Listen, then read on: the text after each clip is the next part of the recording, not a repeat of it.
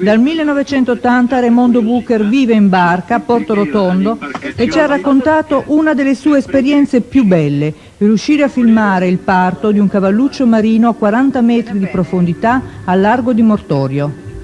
Una delle tante cose che ho fatto è che forse è stata una delle più sensazionali, in quanto nessuno al mondo è mai riuscito, ha avuto la fortuna, perché qui si tratta di fortuna, di poter filmare il parto di un cavalluccio marino, e che è una cosa veramente unica, in quanto ci sono delle espressioni che non trovano una spiegazione, cioè come vedrete poi le contrazioni o per dolore o per movimento naturale, e vedere espellere dal masubio, non so, non li ho contati, ma credo saranno state 50, 60, forse anche più.